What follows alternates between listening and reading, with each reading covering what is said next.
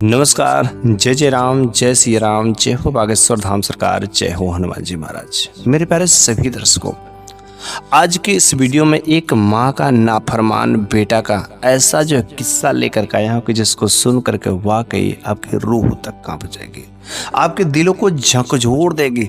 इसलिए आप इस कहानी के अंत तक अवश्य ही बने रहे।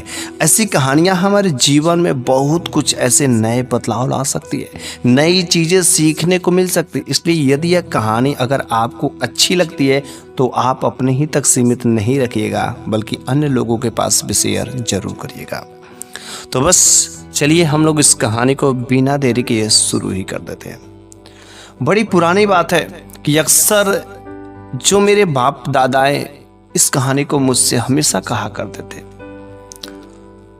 तो एक बार की बात है कि एक गांव में एक जो है बूढ़ी माँ रहती थी और उस माँ का एकमात्र इकलौता एक ही बेटा था।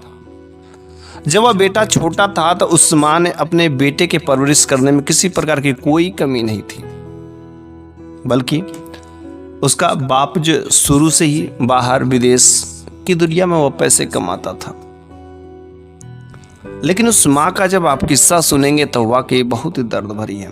फिर हुआ क्या, जब उस माँ का इकलौता एक ही बेटा था, उस माँ ने अपने उस बेटे के पालन पोषण करने में किसी चीज की कोई कमी नहीं करती थी, बड़े ही प्यार दुलार से रखती थी। बाप विदेश में था, वह बाप हर महीने पैसे सही तरीके से भेजा भी करता था ताकि किसी प्रकार की कोई मेरी पत्नी और बेटे में किसी चीज़ की कोई कमी ना हो, बेटे के पालन पोषण करने में कोई दिक्कतें ना हो। उसके बावजूद कुछ वह पैसे बचा करके भी रखता था ताकि फ्यूचर में काम आएंगे। मेरे बेटा का कोई ज़रूरत पड़ेगा तो शायद वो ज़रूरत पड़ेगी। इस कारण से वह बाप जो बाहर में काम करता कुछ पैसे भी बचाता था। और इधर यह बेटा जब शुरू में छोटे के दिनों में था, बाल्यकाल में, तो माँ जो है स्कूल तो भेजती थी, लेकिन उसके साथ ही साथ वह भगवान की भक्ति भाव, पूजा पाठ करना, संस्कार की बातें, बड़ों का सम्मान करना, ऐसे ज्ञान की बातें भी सिखाया करती थी। लेकिन कहा जाता है जब लड़के बड़े होते हैं तो बस संगत ही सब कुछ कहा जाता है। जैसा संगति होती वैसा ही रंगत होती है, और उस बेटे के भी साथ भी ऐसा ही हुआ। जब वह बेटा बड़ा होता है तो उसकी संगति पड़ जाती है, उसके फ्रेंड सर्कल हो जाते हैं, और फ्रेंड सर्कल इतने बढ़ जाते हैं कि बस उसे अपने पैसों पर बड़ा ही जुनून हो गया था कि बस, क्योंकि हर चीज़ें जो भी जिद करता उसे मिल ही जाती। उसका बाप जो कि विदेश में कमाता था अच्छे खासे पैसे, और उसी बीच उस लड़के को एक लड़की से दोस्ती हो जाती है। जब उस लड़की से दोस्ती हो जाती है, वह दोस्ती बात करते करते कब वो बातें प्यार में बदल जाती पता ही नहीं चलता। फिर कॉलेज के दिन जब समाप्त होने वाले रहते तो उस लड़की और लड़के बीच में इतने गहरी दोस्ती हो गई कि लड़के ने कहा, देखो मैं तुमसे शादी करना चाहता हूँ। तो उसने कहा, मेरे को कोई आपत्ति नहीं, अगर तुम्हारे मम्मी पापा अगर राजी होंगे तो मुझे कोई आपत्ति नहीं। वो लड़की भी खूब फैशनेबल थी, और यह लड़का भी उसको दिखाने के चक्कर में खूब फैशन करता था, दिखावा करता था, महंगे महंगे कपड़े जूते, बल्कि पढ़ाई में उसका ध्यान नहीं लगता था। अब तो बस दिन रात बस 2 सांसें एक जान रह गई थी। यह लड़का घर पर आकर के अपनी माँ से कहता है कि माँ देखो, मैं एक लड़की से प्यार करता हूँ, तुम मेरी उससे शादी करा दो। तो उस माँ ने कहा, क्या बेटा तू ऐसी कैसे बातें कर रहा है कि मैंने तुम्हारे लिए लड़की तो मैंने किसी को जुबान दे दी है, और बचपन में ही तुम्हारी शादी उसके साथ मैंने फिक्स कर दी, इसलिए मैं बात नहीं कर सकती। एक बार उसके भी साथ देखा तो उसने बताई कि हाँ मैं फला, मेरी एक दोस्त है और उसकी लड़की से मैंने जो है तुम्हारी शादी तय की है। वो कहता है कि उसके साथ में, अरे मैं उसके साथ में मैं नहीं कर सकता माँ, तुम चाहे जहाँ पर भी देखो मैं उसके साथ में अपना जीवन नहीं बिगाड़ सकता। मैं जिस लड़की को पसंद करता हूँ उसी के साथ, वरना मैं शादी ही नहीं करूँगा, मैं जहर खा के मर जाऊँगा। क्योंकि आजकल का युग जमाना बहुत ही खराब है। आपने देखा होगा कि अक्सर जो जवान लड़के लड़कियाँ जो है थोड़ी सी बात में आना ठोनी होने पर जहर खा लेते हैं, और बस वह बेचारी माँ करे तो करे क्या, बेचारा इकलौता एक बेटा था। उस माँ ने जिद नहीं किया, उसने कहा बेटा ठीक है, अगर तुम कहते हो तो एक बार उस लड़की के घर पर भी मैं जाकर के बातें कर लूँ, देखे क्या बात है।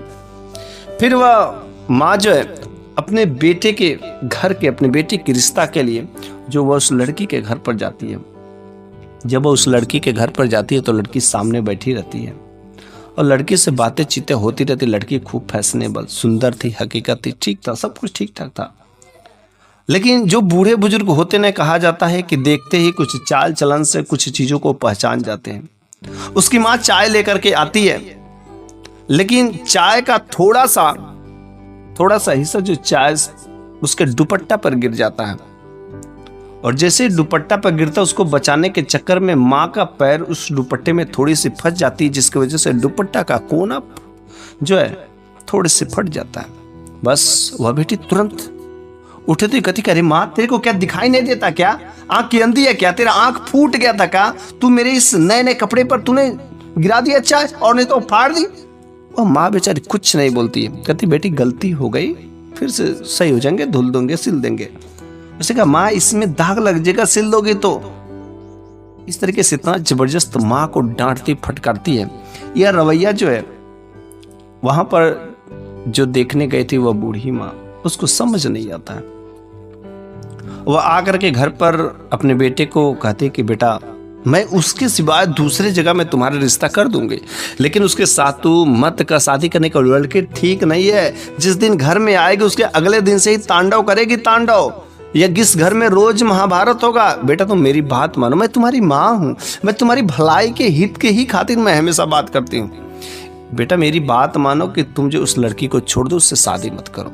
लेकिन वह लड़का जिद्दी था, वह अपनी माँ की ममता को नहीं समझता था। शुरू से इतना लाड़ प्यार मिला था कि बस माँ तो मानना ही पड़ेगा। वो इतना जिद्दी हो गया कि माँ मेरे को शादी करनी तो बस उसी से करना, दूसरे के साथ मैं शादी कर ही नहीं सकता। बेचारी वह माँ मजबूर हो गई और फिर उस लड़की के साथ में अपने बेटे की शादी कर देती है। लेकिन जब बेटे की शादी हो जाती, बेटे की शादी होने के बाद जो है अगला दिन सुबह का समय रहता है, वह माँ जो है प्लेट में कुछ नाश्ते के लिए लेकर के जाती है। और जैसे नाश्ते जब लेकर के जाती है तो उसकी पत्नी जैसे नाश्ते को देखती कहती, अरे बुढ़ी क्या तेरे को पता नहीं है? अरे मैं ऐसे वैसे नाश्ते नहीं करती हूँ, मेरे को अच्छे अच्छे नाश्ते चाहिए, ऐसे इतना घटिया नाश्ता। वह बेटा भी बड़ा हैरान हो जाता है। वो कहता है कि तुम्हें ऐसे बातें नहीं करना चाहिए मेरी माँ से। वो कहती है अरे मेरी माँ से करे, अरे मैं क्या उसके वजह से तुमसे शादी की और यहाँ पर इस घर में आने के मैं क्या अपने रहने का तौर तरीका मैं बदल दूँ का? ऐसा बिल्कुल नहीं हो सकता। कह दो कि अपनी माँ से ऐसे ही जो मैं जैसा कहती हूँ वैसा ही नाश्ता बनेगा। फिर वह नाश्ता महंगे महंगे अच्छे अच्छे जो बड़े बड़े लोग करते हैं वैसा वह नाश्ता बने। वह नहीं समझती कि पैसे कैसे आते हैं, लेकिन वह माँ तब भी अपने बेटा और बहू के लिए करती थी। वह जो बेटा और बहू में अक्सर जो लड़ाई झगड़े होते थे, लेकिन कुछ दिन तो ठीक था। शाम के समय में वह उसे यूं ही मना लेती थी और वह उसे खोना नहीं चाहता था, क्योंकि वह उसे बहुत ही मोहब्बत करता था, प्रेम करता था। वो उसे दिल और जान से चाहता था। वह ऑफिस में काम करता था, लेकिन ऑफिस में काम जब करता था तो कभी कभी दोनों मियाँ बीवी के बीच में लड़ाई झगड़े होने की वजह से दिमागी टेंशन रहता था, जिसकी वजह से ऑफिस में वह मन से काम भी नहीं कर पाता था। कभी कभी उसका स्वास्थ्य खराब रहता था, लेकिन वह उसे खोना नहीं चाहता था। तो कुछ दिन बीत गए तो माँ ने अपने बेटे से कहा कि देखो बेटा तुमने शादी कर लिया और शायद तुम्हें अपने गलती का एहसास हो रहा होगा। तो उस बेटे ने कहा नहीं माँ कोई गलती नहीं है, सब ठीक है, कोई बात नहीं। वह जो बेटा अपनी माँ से कुछ बातें छुपाता था, लेकिन उस माँ ने कहा कि बेटा आखिर तुम सब मेरे को कुछ मत दो, आखिर मेरे को एक नाती दे दो। मेरा भी एक सपना, जब मैं नाती देख लूँ मैं इस दुनिया से भी चली जाऊँगी, कोई बात नहीं रहेगी। उसने कहा ठीक है माँ, मैं बात करती हूँ अपने पत्नी से और भगवान की करिश्मा रहेगी तो हो ही जाएगा। तो फिर वह जब जाकर के अपने पत्नी से कहता कि माँ ने ऐसी सी बातें कही, मेरे को एक औलाद चाहिए। वो कहती अरे तुम्हारा दिमाग खराब हो गया क्या? मैं यहाँ पर आई हूँ, इतना अच्छे से मेकअप करती हूँ, अपने शरीर को सजरती हूँ, संवरती हूँ मैं औलाद पैदा करने के लिए, और मेरा शरीर खराब हो जाएगा और मैं औलाद अभी मैं पैदा नहीं कर सकती। इसके बारे में कभी सोचना भी मत। अभी जो 4 साल 5 साल तुम बिल्कुल सोचना भी मत, मेरा शरीर खराब हो जाएगा और मैं औलाद नहीं अभी पैदा कर सकती। इसके लिए तुम बिल्कुल मुझे माफ़ कर देना। बेचारा वह बड़ा ही नर्वस होता है कि माँ का सपना वो भी पूरा नहीं हो पाएगा, और कभी कभी उसे अफसोस होता है कि शायद माँ ने जो कही थी सब बात सही कही थी। कुछ दिन बीतते हैं तो वह जिस घर में रहता था वह घर जो काफ़ी पुराना था, तो उसकी पत्नी ने कहा कि देखो यार हम लोग इतने दिनों से इस घर में रहते हैं और ये घर कितना पुराना, इतनी मोटी मोटी दीवारें, ऐसे छत, ये सब ये नए ज़माने के हिसाब से है ही नहीं। ऐसा काम करो कि शहर में जो है एक अच्छा सा घर देखो और उस घर को खरीदने की बात करो। उसने कहा उतना तो मेरे पास पैसे नहीं है, लेकिन हाँ ऑफिस से अगर कुछ मैं लोन लूँ, लेकिन उतना लोन में तो पैसे उतना हो भी नहीं पाएगा। तो उसकी पत्नी ने कहा देखो एक काम करो कि इस घर को बेच दो। इस घर को जब बेचोगे तो उसके बदले कुछ पैसे मिलेंगे और कुछ और पैसे मिला करके अच्छा खासा जो शहर में ज़मीन जो है और घर ले लिया जाएगा। यह बात उस लड़के के दिल में अच्छी लगती है कि चलो ठीक है। और वो अपनी माँ से कहता है कि माँ मेरी जो पत्नी कह रही इस घर को बेचने के लिए और यह घर काफ़ी पुराना हो गया है और शहर में शिफ्ट होने के लिए। वह माँ कहती है बेटा ये तुम क्या कर रहे हो? अरे तुम्हारे बाप ने बनाया, तुम्हारे बाबा ने इस घर को बनाया और इतना मजबूत नींव, इतना मजबूत घर, ऐसा घर अब नहीं मिलेगा। ये पिछले 200 सालों से खड़ा है और अभी ये 100 साल 150 साल तक ऐसे ही खड़ा रहेगा बेटा। इतना मजबूत घर तुम्हें नहीं मिलेगा। हम लोगों का घर जो इंडस्ट्रियल एरिया में, शायद तुमको नहीं पता है कि ऐसा घर लोग सपना देखते हैं इतना मजबूत घरों के लिए, और तुम कहते हो बेचने के लिए।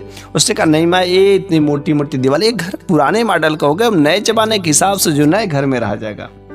तो फिर उसने कहा इसके लिए तब तुम अपने पापा से ही बात करना। बस वह पापा से बात करता है और पापा से कहता है कि पापा ऐसी ऐसी बातें हैं। पापा बेचारा विदेश में काम करता है। वह कहता है कि ठीक है बेटा, अगर तुम यही चाहते हो तो अपने बेटे की इच्छाओं को हर तरीके से वह बाप पूरा करता था।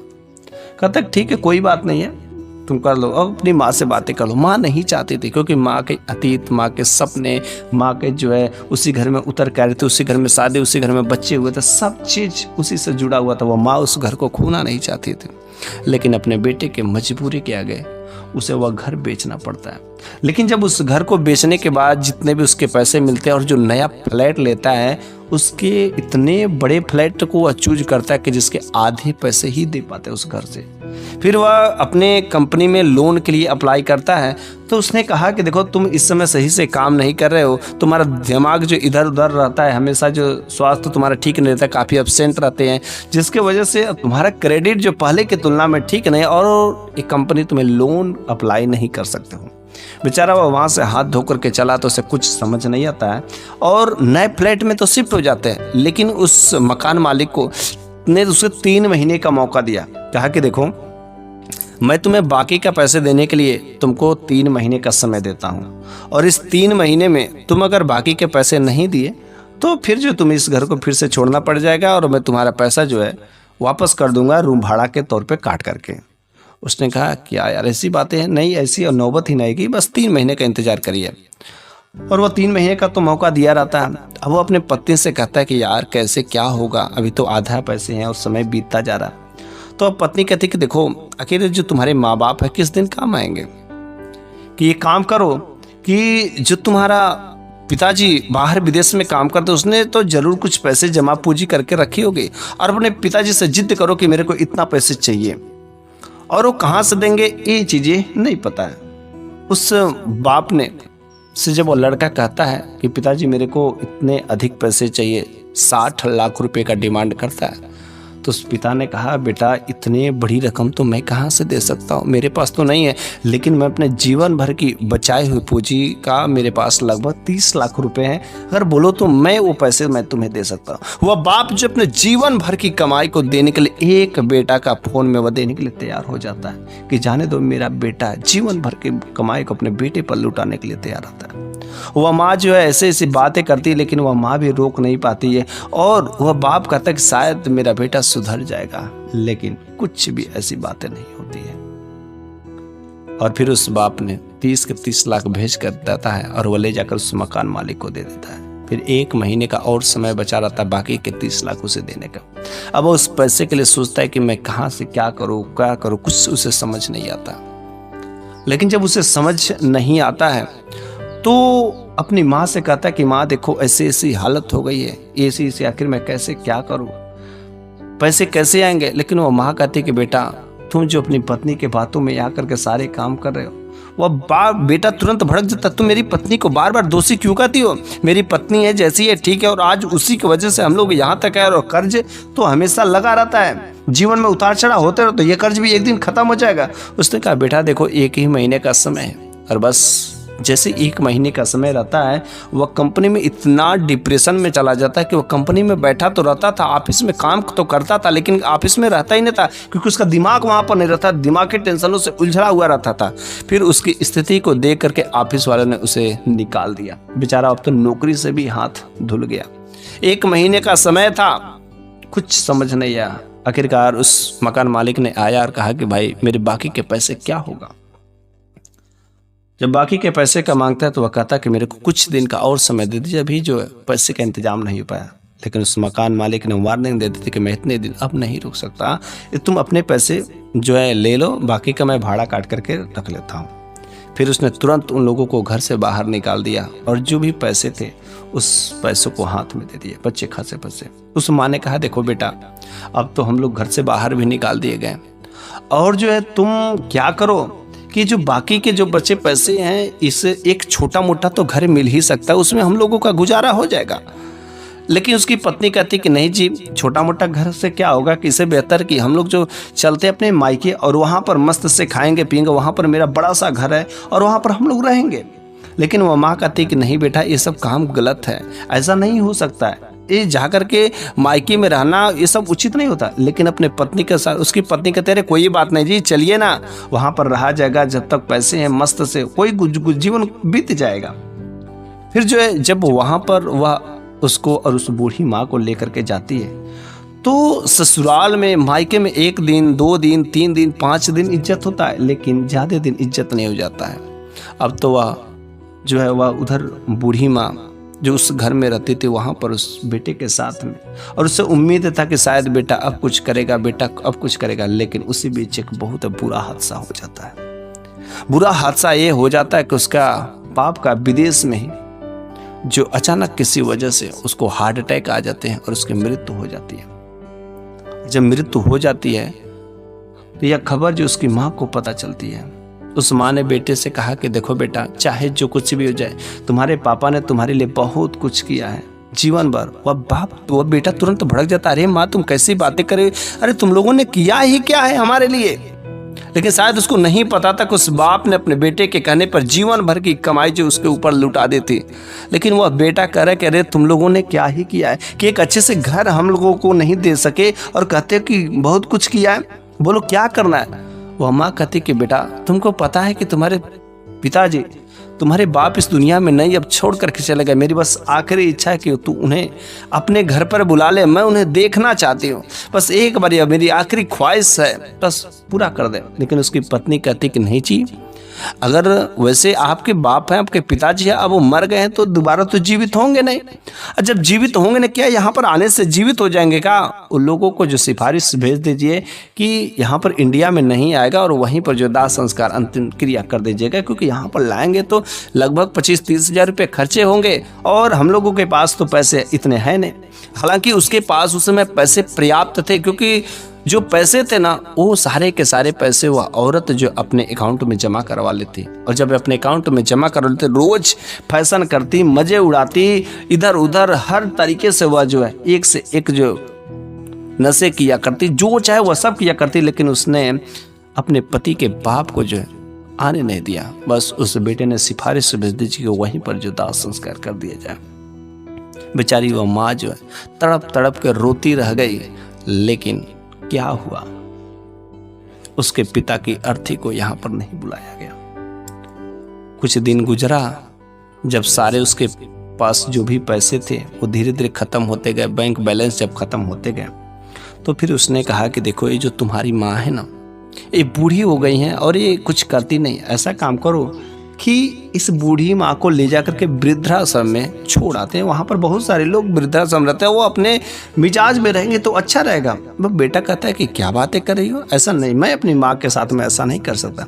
उसने कहा शायद तुमको पता नहीं कि तुम अभी जो मेरे मायके में हो और मेरे बाप का दाना खा रहे हो, और मैं जो कहता हूँ ऐसा तुम्हें करना ही पड़ेगा। बेचारा वो मजबूर हो जाता है अपने पत्नी के आगे और उस माँ को जो ले जा करके वृद्धाश्रम में छोड़ आता है। वृद्धाश्रम में माँ जो रोती हुई कहती कि बेटा तुम मेरे को यहाँ पर मत छोड़, अरे तुम्हारा बाप तो इस दुनिया से चला गया, अब तो मेरे पास पैसे आते भी नहीं है, क्योंकि बाहर जब तक था तो वह बाप जो मनी ऑर्डर हमेशा किया करता था, लेकिन बाप के मर जाने के बाद जब पैसे आने बंद हो गए तो बस उस बहू ने उस माँ को वृद्धाश्रम में छोड़ने का कह दिया। और वह बेटा भी कैसा था कि पत्नी के कहने पर वह अपनी माँ को ले जा करके वृद्धाश्रम में छोड़ आता है। वह माँ रोती रह जाती है, कहती कि बेटा अब तो तू यहाँ भी नहीं आएगा, अरे पहले तो मैं अपने पति को खो चुकी और अब मैं अपने बेटे को खो चुकी, बेटा मेरी सांस अंतिम सांस इसी में खत्म हो जाएगी, बेटा यहाँ पर मत छोड़। लेकिन वह बेटा वहाँ पर उसे झूठा दिलासा दे करके अपने घर को चला आता है। कहते कि माँ मैं बस कुछ ही दिनों में मैं हमेशा अक्सर मैं तुमसे मिलने आया करूँगा। और जब अपने घर पर चला आता है ना, कुछ दिनों के बाद वह पत्नी कहती कि देखो जी अब तुम पैसे कमा नहीं रहे, तुम्हारे पास कुछ है नहीं, ना तुम्हारे पास कोई ज़मीन है, ना जायदाद है, ना कुछ भी है, कोई दौलत नहीं है, तो मैं तुम्हारे साथ अब नहीं रह सकती हूँ, तुम मुझे तलाक दे दो। वह बेटा कहता री तुम ये बातें क्या कर रही हो, अरे मैं तुम्हें तलाक दे दूँ, ऐसा हो ही नहीं सकता। उसने कहा हाँ मैं अब तुम्हारे साथ नहीं रहना चाहती हूँ। यार जब तुम काम काज कुछ नहीं करोगे, मेरे इतने सारे खर्चे हैं और तुम उसको संभाल नहीं पाओगे, तो भला मैं अब तुम्हारे साथ में कैसे सर्वाइव कर सकती हूँ, मैं अपना जीवन तुमको साथ में नहीं बर्बाद कर सकती। फिर वो अपने पति को लात मार के अपने घर से जो निकलवा देती है। बेचारा वह भटका वह भागा अपनी माँ के पास में जाता है। लेकिन जब अपनी माँ के पास में जब वह जाता है ना, तो अपनी माँ की खोजता है उस वृद्धाश्रम में, लेकिन उसकी माँ नहीं मिलती है। फिर वहां पर पता करता है, तब उन लोगों ने कहा कि तुम्हारी जो माँ है वो इस दुनिया से पिछले 1 हफ्ता पहले ही चली गई है। उसने कहा क्या आप लोग इतना भी नहीं कर सकते, तो कम से कम एक फ़ोन कॉल्स कर दिए होते। उस वृद्धाश्रम का जो ओनर था उसने कहा कॉल किया गया था, लेकिन कोई औरत उठाई थी और उस औरत ने कहा कि आप जिसके पास भी फ़ोन किया गलत नंबर लग गया है, गलत जगह पर है और यह उसके पास नहीं, यहाँ पर कोई उस नाम का व्यक्ति नहीं है। और हम लोगों ने 2 बार 3 बार कोशिश किया था, लेकिन बार बार वही औरत उठा करके यही बोल रही थी और ने तो गाली गलौज भी कर दी। मेरा कोई दोस्त नहीं है। बस सुबह बेटा बेचारा भटकता रहा, तड़पता रहा कि आखिर क्या होगा।